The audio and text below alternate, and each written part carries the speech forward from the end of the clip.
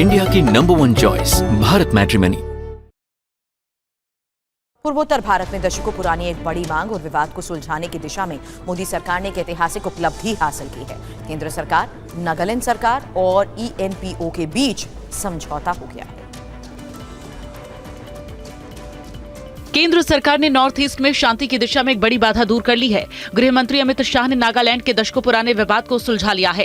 केंद्र सरकार, नागालैंड सरकार और ENPO के बीच एक त्रिपक्षीय समझौते पर हस्ताक्षर किए गए। सरकार ने समझौते से नागालैंड के 6 जिलों के लिए फ्रंटियर नागालैंड टेरिटोरियल अथॉरिटी का गठन किया है। केंद्र सरकार पूर्वी नागालैंड के विकास के लिए पूरी तरह से मदद करेगी। गृह मंत्री अमित शाह ने कहा है कि केंद्र सरकार पूर्वी नागालैंड के विकास के लिए हर संभव मदद देगी और अपनी जिम्मेदारियों को पूरा करेगी।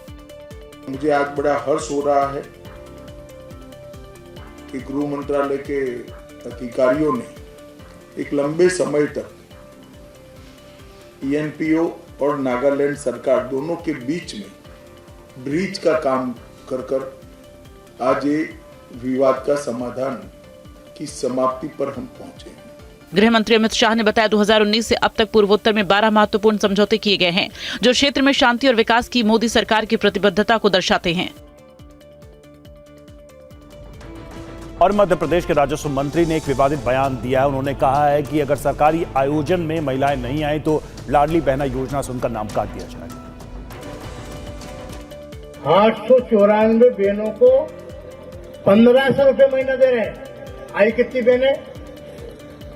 अब एक दिन बोलेंगे सब मैडम को सबको बुलाओ, बहना को नहीं आई तो नाम कट जाएगा उनका।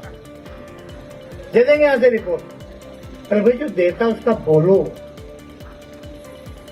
कभी बहनों को कांग्रेस के राज में पैसा मिलता था क्या? तो सुना आपने, ये मध्य प्रदेश के मंत्री करण सिंह लाडली बहनों को चेतावनी दे रहे थे कि अगर कार्यक्रम में नहीं आई तो योजना से नाम कटवा देंगे।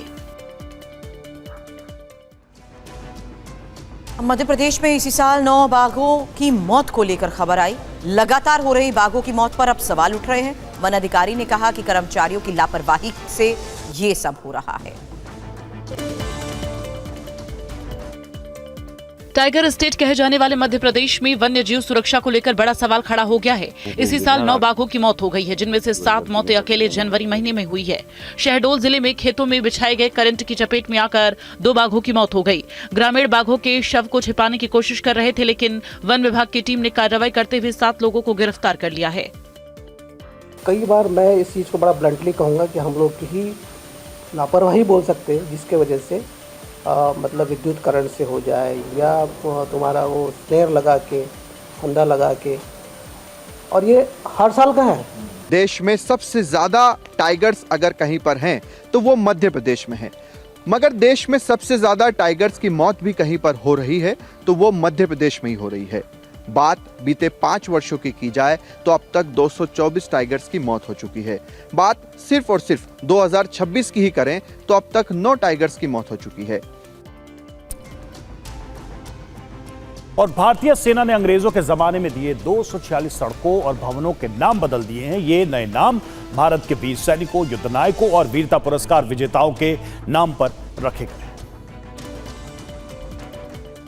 भारतीय सेना ने अंग्रेजों से जुड़े प्रतीकों को हटाने की दिशा में बड़ा कदम उठाया है। देश भर की छावनियों और सैन्य संस्थानों में ब्रिटिश दौर के 246 नाम बदल दिए गए हैं। सेना का कहना है कि इस पहल का मकसद भारतीय इतिहास, संस्कृति और सैन्य परंपराओं को सम्मान देना है। दिल्ली कैंट में किर्बी पैलेस को अब केनू गुरुसे विहार और मॉल रोड को अरुण खेतरपाल मार्ग नाम दिया गया है। अंबाला कैंट की पैटरसन रोड क्वार्टर्स अब धन सिंह थापा एनक्लेव कहलाएगी। मथुरा कैंट में न्यू हॉर्न लाइन का नाम अब अब्दुल हमीद लाइन्स कर दिया गया है।